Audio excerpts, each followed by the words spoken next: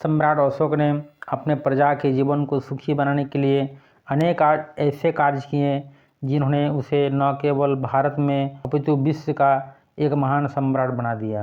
विश्व के इतिहास में अशोक का समान कोई महान सम्राट शायद ही होंगे। ठीक है जी हाँ दोस्तों, आज आप लोगों का फिर से स्वागत है हमारे यूट्यूब चैनल में और मैं हूँ कुमार बेंद्र। आज के वीडियो में हम लोग पढ़ने वाले हैं अशोक के धर्म के बारे में। ठीक है, जो 12th क्लास के विद्यार्थियों के लिए बहुत ही महत्वपूर्ण है। तो चलिए दोस्तों, आज का प्रश्न है अशोक के धर्म के विषय में आप क्या जानते हैं या अशोक के धर्म से आप क्या समझते हैं। ठीक है, तो चलिए वीडियो को आगे बढ़ाते हैं। आप लोग वीडियो के अंत तक बने रहिएगा और जो भी नए विद्यार्थी जुड़ रहे हैं चैनल को ज़रूर सब्सक्राइब कर दीजिए, क्योंकि सब्सक्राइब करने में कोई पैसा नहीं लगता है। आप लोग इतना मेहनत से हम वीडियो बनाते हैं तो सब्सक्राइब करने में कोई कंजूसी मत कीजिए। ठीक है, चलिए आज का उत्तर इस प्रकार से है। अशोक ने अपनी जनता के नैतिक उत्थान के लिए लोगों के सामने कुछ नैतिक नियम रखे हैं। ठीक है, जिन्हें अशोक का धर्म कहते हैं। इन्हीं नियमों के समूहों को अशोक का धर्म कहते हैं। अशोक ने ऐसा कोई नया धर्म का प्रचलन नहीं किया। जन्म से अशोक क्षत्रिय थे। ठीक है, और कलिंग युद्ध जीतने के बाद उसका मन में परिवर्तन हुआ।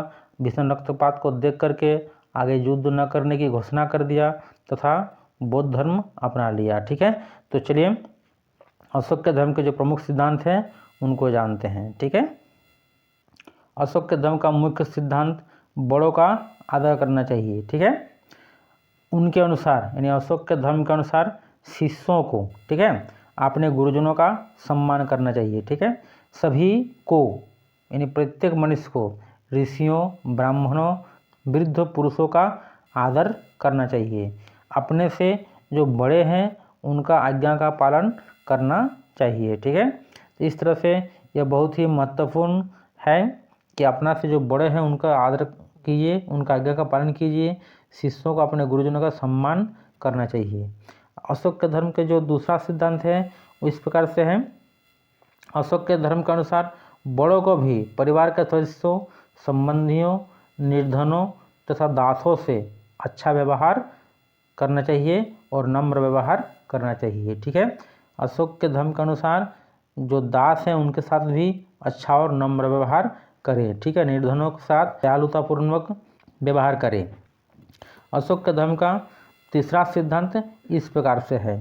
प्रत्येक मनुष्य को अपने बुरे कर्मों का फल अगले जन्म में भुगतना पड़ता है। ठीक है, इसलिए प्रत्येक मनुष्य को अच्छा कर्म करना चाहिए। ठीक है ना, कहा जाता है आप जो बीज बोते हैं वैसा ही आपको पौधा प्राप्त होता है, उसी का फल आपको प्राप्त होता है। ठीक है, यदि आप बीज बोइएगा बाबुल का तो आम का आशा नहीं करना चाहिए। उसी प्रकार से मनुष्य को भी अपने जन्म में अच्छे कर्म करना चाहिए, नहीं तो अगले जन्म में आपका जो है बुरा कर्म का फल भुगतना पड़ेंगे। ठीक है, अशोक के धर्म के चौथा सिद्धांत है अहिंसा। ठीक है, जैसे हम पहले बताएं कलिंग युद्ध के बाद अशोक ने बौद्ध धर्म अपना लिया था। ठीक है ना, तो अहिंसा अशोक के धर्म का मूल मंत्र है। ठीक है, इसके अनुसार किसी भी जीव को मन, वचन तथा कर्म से कष्ट नहीं पहुंचाना चाहिए। अर्थात किसी जीव के प्रति हम लोग को मन में बुरा भाव या हिंसात्मक भाव नहीं रहना चाहिए। वचन इस तरह से बोलना चाहिए जिससे किसी को कष्ट न पहुंचे, है ना।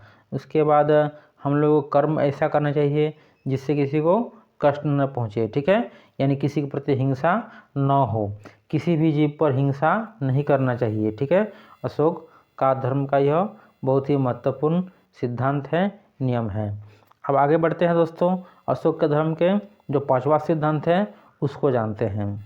सभी मनुष्य को समय समय पर अपने जीवन का विश्लेषण करना चाहिए कि जो कार्य मेरे द्वारा या आपके द्वारा किया जा रहा है वह सही है या गलत है। इसका विश्लेषण जब हो जाएगा, हम पाप कर रहे हैं या पुण्य कर रहे हैं, तो मनुष्य का जीवन सुधर जाएगा। ठीक है, कहीं बुरा करने से पहले मनुष्य सोचेगा।